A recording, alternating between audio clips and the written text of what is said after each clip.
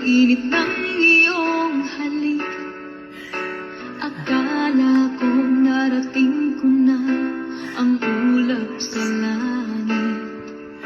Sa aking pagpikit, ang tanging naisip, ikaw na sa hanggang wakas ang